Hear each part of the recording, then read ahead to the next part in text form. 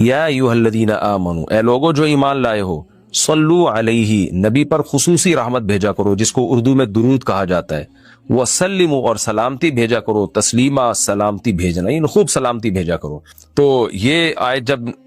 اس آیت کی وجہ سے علماء نے یہ مسئلہ فقہاء نے بیان کیا ہے کہ زندگی بھر میں ایک مرتبہ درود بھیجنا ہر مسلمان پہ فرض ہے، کیونکہ اللہ نے حکم دیا ہے، اور الامر بشیء لا یقتضی التکرار، جب کسی بات کا آرڈر دیا جاتا ہے نا تو وہ ایک دفعہ کرنے سے وہ آرڈر پورا ہو جاتا ہے۔ تو اللہ نے ہمیں درود کا حکم دیا تو زندگی میں ایک دفعہ بھی اگر ہم درود پڑھ لیں گے تو یہ فرض ادا ہو جائے گا، جیسے کہ کلمہ توحید زندگی میں ایک دفعہ پڑھنا فرض ہے، باقی جتنا پڑھے اتنا اچھا ہے۔ اور جب کسی مجلس میں نبی صلی اللہ علیہ وسلم کا ذکر کیا جائے تو ایک مرتبہ اس میں درود پڑھنا واجب ہے، فرض نہیں ہے۔ فرض اور واجب ایک اصطلاح ہے، فرض کا مطلب ہوتا ہے جس کی دلیل یقینی اور قطعی ہو۔ تو چونکہ قرآن نے درود پڑھنے کا حکم دیا تو وہ چونکہ یہ نہیں اللہ نے کہا کہ ہمیشہ پڑھتے رہا کرو، بلکہ پڑھو تو ایک دفعہ پڑھنا اس قطعی یقینی دلیل کی وجہ سے فرض ہے۔ تو فرضیت ایک ایسی چیز ہوتی ہے جس کا انکار کرنے سے انسان کافر ہو جاتا ہے، کیونکہ اس کی دلیل بہت مضبوط ہوتی ہے۔ اور دوسری حدیث میں آتا ہے کہ وہ شخص بخیل ہے کہ میرے سامنے اس کا تذکرہ کیا جائے اور مجھ پر درود نہ پڑے۔ تو اس حدیث یہ چونکہ خبر واحد ہے، کیونکہ ظاہر ہے قرآن جس طرح تواتر کے ساتھ ثابت ہے، اس طرح اخبار احاد جو خبر واحد ہوتی ہیں وہ اس طرح تواتر کے ساتھ ثابت نہیں ہوتی، تو اس میں تعویل کا بھی امکان ہوتا ہے۔ تو اس لیے فقہا خاص طور پر احناف جو ہیں، فقہاء حنفیہ، انہوں نے فرض اور واجب ایک ٹرم بنائی ہے شرعی مسائل کو سمجھانے کے لیے۔ تو اس لیے انہوں نے کہا کہ جب کسی مجلس میں نبی کا نام آئے نا تو اس مجلس میں ایک دفعہ کم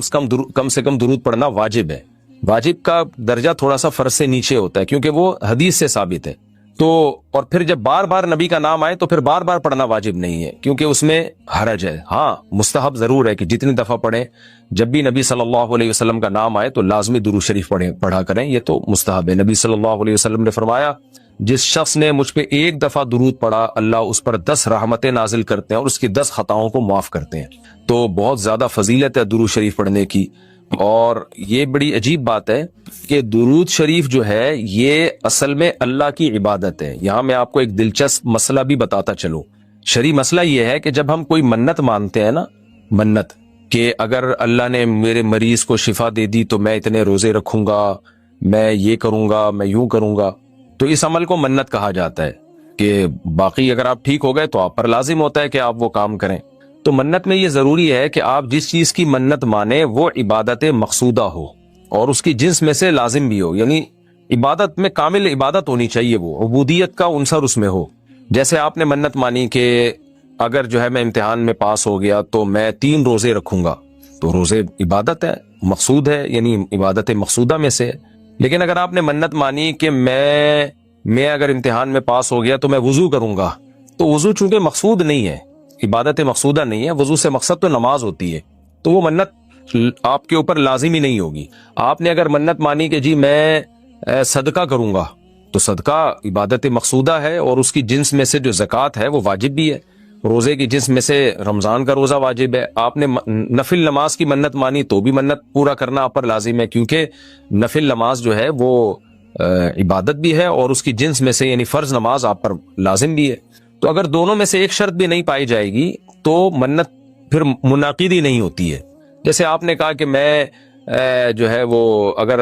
امتحان میں کامیاب ہو گیا، پاس ہو گیا، تو میں جو ہے اپنے والدین کی خدمت کروں گا، تو یہ خدمت ثواب تو بہت ہے لیکن عبادت مقصودہ نہیں ہے، عبادت مقصودہ نہیں ہے، تو یہ منت آپ پر پورا کرنا لازم نہیں ہوگی۔ خدمت تو کرنی چاہیے، ماں باپ کی خدمت سے بڑھ کر تو دنیا میں کوئی نیکی نہیں ہے، لیکن عبادت مقصودہ نہیں ہے۔ مقصودہ کا مطلب نماز، حج، یہ سب چیزیں جو ہے نا مقصود میں آتی ہیں۔ یہ کسی عارضے کی وجہ سے اللہ نے ہمیں حکم دیا ہے کہ تاکہ ماں باپ کو پریشانی نہ ہو۔ یہی وجہ ہے کہ اگر خدمت کے محتاج نہیں ہوتے تو پھر خدمت واجب بھی نہیں ہوتی، ان کی خدمت کے محتاج ہوتے ہیں تو واجب ہوتی ہے۔ لیکن نماز تو جب بھی ٹائم آئے گا آپ پر لازم ہوگی، زکوٰۃ تو سال گزرنے کے بعد جب بھی صاحب نصاب ہوں گے آپ پر لازم ہوگی، چاہے غریبوں کو ضرورت ہو یا نہ ہو، آپ پر تو زکوٰۃ واجب ہوتی رہے گی۔ تو اب علماء کا اختلاف ہوا ہے کہ اگر کوئی شخص درود شریف کی منت مانتا ہے تو کیا اس پر درود شریف کی منت پوری کرنا لازم ہے؟ تو بعض علماء نے کہا کہ نہیں، کیونکہ درود شریف بھی عبادت مقصودہ میں سے نہیں ہے۔ اس کی پہلے میں اور آسان مثال دیتا ہوں، جیسے تلاوت۔ علماء کہتے ہیں اگر کوئی یہ منت مانتا ہے کہ اگر میں امتحان میں کامیاب ہو گیا تو میں 3 پارے تلاوت کروں گا،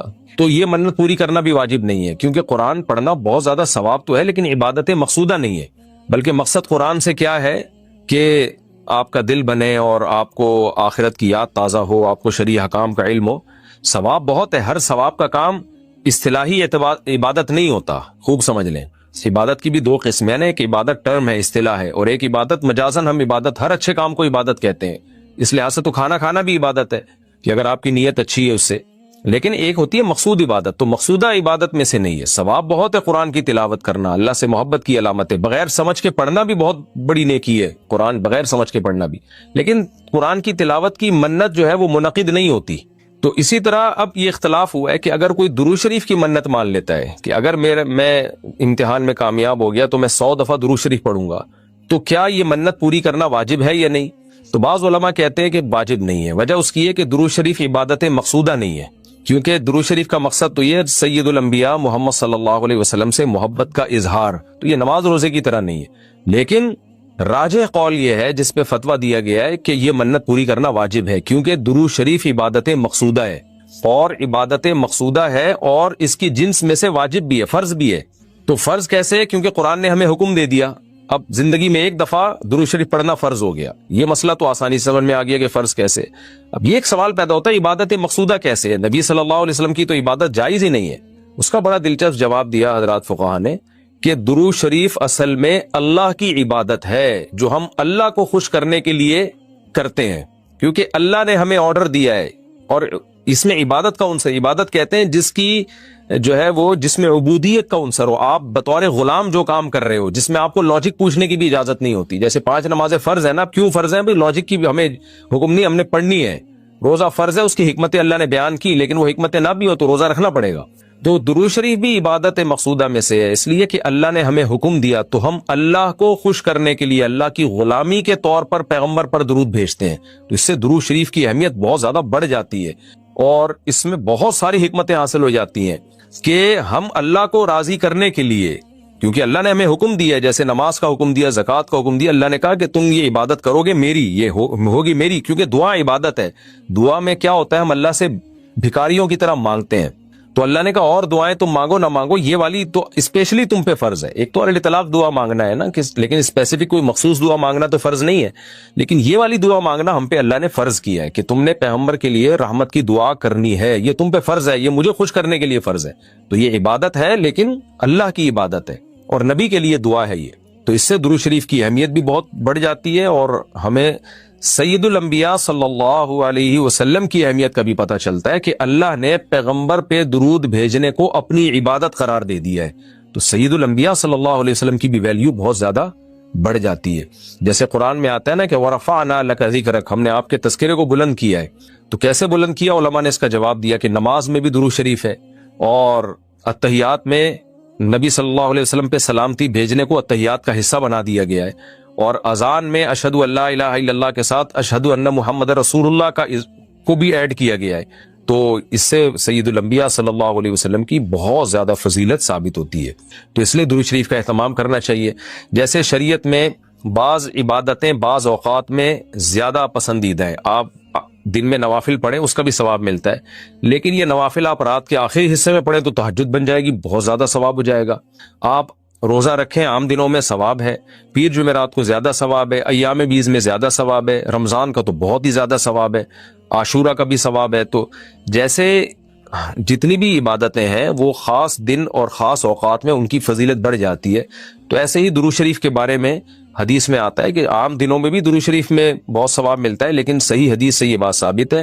کہ جمعے کے دن درود شریف پڑھنا عام دنوں سے زیادہ افضل ہے۔ اسی وجہ سے ہمارے اکابر کا ہمیشہ سے معمول رہا ہے، جو ہم نے دیکھا بھی ہے کہ وہ جمعے کے دن خاص طور پر عصر کی نماز کے بعد درود شریف پڑھنے کا بہت زیادہ اہتمام کرتے ہیں۔ اور جب وہ عمرے کے لیے یا حج کے لیے جاتے ہیں تو بھی مسجد نبوی میں اکثر وہ میں نے دیکھا اپنے بڑوں کو کہ وہ عصر کی نماز کے بعد نا مسجد نبوی میں صرف درود شریف ہی پڑھتے ہیں بیٹھ کے۔ ایک تو وہ جگہ ایسی ہے کہ جہاں سید الانبیاء صلی اللہ علیہ وسلم کا روضہ اطہر ہے سامنے، اور پھر وہاں جمعے کا دن بھی ہو تو، اور پھر عصر کی کا وقت جو ہے وہ قبولیت کا وقت ہوتا ہے جمعے کے دن، جیسے کہ حدیث میں آتا ہے نا جمعے کے دن ایک گھڑی ایسی ہوتی ہے جس میں دعا رد نہیں ہوتی۔ تو جمہور علماء اس طرف گئے ہیں کہ اس سے عصر کا ٹائم مراد ہے، اگرچہ اس میں اختلاف ہے لیکن جمہور اس طرف گئے ہیں کہ عصر کا وقت مراد ہے۔ تو جمعے کے دن عصر کے وقت درود شریف کا اہتمام کرنا چاہیے۔ اور ویسے بھی اگر آپ کو عصر کے وقت ٹائم نہیں ملتا تو جمعے کی نماز کے لیے آپ وقت سے بہت پہلے آ جائیں، نہا دھو کے تیار ہو کے اگلی صف میں بیٹھیں، اور خطیب صاحب کا بیان شروع ہونے سے پہلے آپ تحیت المسجد پڑھنے کے بعد درود شریف کی کثرت کیا کریں۔ تو اس کی بہت زیادہ فضیلت ہے اور ہمیں اللہ نے حکم دیا ہے، اور علماء نے بیان کیا کہ درود شریف کو جو اللہ نے ہم پہ لازم کیا نا، اس میں ایک حکمت یہ بھی ہے کہ سید الانبیاء صلی اللہ علیہ وسلم کی بشریت ہمارے ذہن میں اور اچھی طرح بیٹھ جائے، کیونکہ پچھلی امتیں جو تباہ و برباد ہوئی ہیں وہ اس لیے ہوئی ہیں کہ انہوں نے پیغمبروں کو اتنا اونچا مقام دیا کہ اللہ کے برابر لے آئے، جیسے عیسائیوں نے حضرت عیسیٰ کو اللہ کا بیٹا بنا دیا معاذ اللہ، اور ہمارے یہاں بھی جو بدعتی لوگ ہیں انہوں نے سید الانبیاء کو حاضر ناظر مشکل کشا پتہ کیا بنا دیا، تو شرک کرنے لگے۔ تو درود شریف میں ایک حکمت یہ بھی ہے کہ جب ہم نبی کے لیے دعا کرتے ہیں اللہ تعالیٰ سے کہ اللہ سید الانبیاء پر اپنی خصوصی رحمتیں نازل فرما اور آپ پر سلامتیاں بھیج، تو اس سے ہمیں یہ بھی پتہ چلتا ہے، یہ عقیدہ ہمارے دل میں بیٹھتا ہے کہ محمد صلی اللہ علیہ وسلم بھی اللہ کی رحمت کے محتاج ہیں، تبھی تو ہمیں حکم دیا جا رہا ہے کہ ان کے لیے دعا مانگو۔ ہاں یہاں ایک اشکال ہو سکتا تھا اس کا کہ بھئی اچھا اس کا مطلب نبی ہماری دعا کے محتاج ہیں، تو نہ، نبی ہماری دعا کے محتاج نہیں ہے، اللہ کی رحمت کے محتاج ہیں۔ ہم دعا نہیں بھی مانگیں گے تو اللہ اپنے حبیب صلی اللہ علیہ وسلم پر رحمت بھیجے گا، لیکن اللہ نے ہمیں حکم یہ دیا تاکہ ہماری نظر میں یہ عقیدہ اور اچھی طرح مضبوط ہو جائے کہ تم بھی پیغمبر کے لیے اللہ سے دعا مانگا کرو۔ اس سے پتہ چلتا ہے پیغمبر تمہاری دعا کے محتاج ہو یا نہ ہو، لیکن اللہ کی رحمت کے بہرحال محتاج ہیں، اور پیغمبر بھی اس لائق ہیں کہ ان کے لیے دعا مانگی جائے، اور یہ اس سے ان کا مرتبہ کم نہیں ہوتا بلکہ مرتبہ بڑھ جاتا ہے، کیونکہ پیغمبر نے ہمیں یہ سکھایا ہے کہ یا ایھا الناس انتم الفقراء الی اللہ، اے لوگو تم سب کے سب اللہ کے در کے محتاج ہو۔ اور یہ جو میں نے کہا کہ پیغمبر اس لائق ہیں کہ ان کے لیے دعا مانگی جائے، تو اس کا کوئی یہ مطلب نہ لے کہ پیغمبر ہماری دعا کے محتاج ہیں، یہ میں بار بار بتا چکا ہوں، ہماری دعا کے محتاج نہیں ہے، لیکن اللہ تعالیٰ یہ چاہتے ہیں کہ میں پیغمبر پر رحمت بھیجوں لیکن اس میں امتیوں کا حصہ پڑ جائے۔ حضرت مولانا اشرف علی تھانوی رحمہ اللہ نے اس کی ایک مثال دی ہے کہ جیسے کسی بادشاہ کو اپنے شہزادے سے بہت زیادہ محبت ہے، وہ ویسے ہی اس کو گفٹ دینا چاہتا ہے، اور آپ کو پتا ہے کہ اس نے یہ گفٹ دینا ہے، لیکن آپ جا کے بادشاہ سے سفارش کر دیتے ہو کہ بھئی ان کو یہ گفٹ دے دو۔ اس میں آپ کا مقصد یہ ہوتا ہے کہ بادشاہ نے تو کرنا ہی ہے، تو بادشاہ کے دل میں ہمارا مقام بھی بڑھ جائے گا کہ دیکھو جو کام میں چاہتا ہوں تو یہ بھی مجھ سے وہی چاہتا ہے، اور اس سے نبی صلی اللہ علیہ وسلم سے بھی آپ کا تعلق بڑھ جائے گا، اور یعنی جو شہزادہ ہے نا اس سے بھی تعلق بڑھ جائے گا آپ کا۔ تو جب ہم اللہ سے دعا مانگتے ہیں نبی کے لیے تو ہمارا اللہ کا ریلیشن بھی بڑھتا ہے، اس سے اللہ خوش ہوتا ہے کہ دیکھو میرے حبیب کے لیے یہ بھی مجھ سے کہہ رہے ہیں رحمت بھیجنے کا، اور سید الانبیاء سے بھی ہمارا تعلق بڑھ جائے گا۔ قیامت کے دن یہ چیز سفارش میں معاون اور مددگار ہو سکتی ہے۔ ان الذین یؤذون اللہ ورسولہ، بے شک وہ لوگ جو اللہ اس کے رسول کو تکلیف پہنچاتے ہیں، اللہ کو تو ظاہر ہے کوئی تکلیف نہیں پہنچا سکتا، یہاں بھی مجازن اس کو تکلیف سے تعبیر کیا، اللہ کے حکام کی نافرمانی، اور یعنی اللہ نے اپنے رسول کی تکلیف کو اپنی تکلیف قرار دیا ہے۔ لعنہم اللہ فی الدنیا والآخرہ، ان پر دنیا اور آخرت میں لعنت ہوتی ہے، کیونکہ منافقین یہی کام کر رہے تھے نا، میں نے بتایا کہ سورت کا حاصل یہی ہے، اس میں اہم مضمون یہی بیان ہوا ہے۔ وَأَعَدَّ لَهُمْ عَذَابًا مُهِينًا، اور اللہ نے ان کے لیے ذلت والا عذاب تیار کر کے رکھا ہے۔ وَالَّذِينَ يُؤْذُونَ الْمُؤْمِنِينَ وَالْمُؤْمِنَاتِ، اور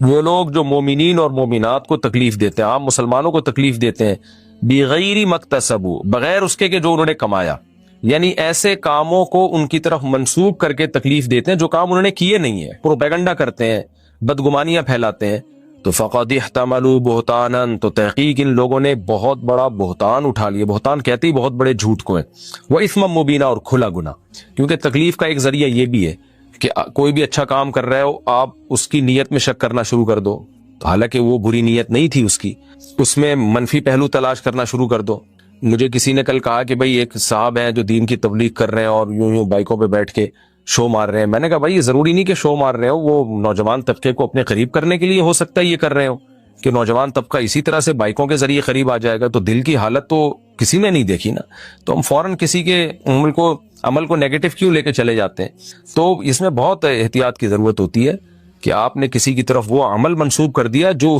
وہ کر نہیں رہا، آپ نے کہہ دیا کہ یہ شو مار رہا ہے، حالانکہ وہ نہیں شو مار رہا، آپ نے کہہ دیا وہ دکھلاوا کر رہا ہے، حالانکہ اس کی نیت دکھلاوے کی نہیں ہے۔ تو ہماری سوسائٹی میں یہ بہت ہے، تو اللہ نے اس پہ بھی پابندی لگائی، جو کسی بھی طرح سے ایمان والے مرد اور عورتوں کو تکلیف دیتے ہیں تو بہت بڑے گناہ کے وہ مرتکب ہوتے ہیں۔ جتنے بھی پیغمبر دنیا میں آئے ہیں ان تمام پیغمبروں نے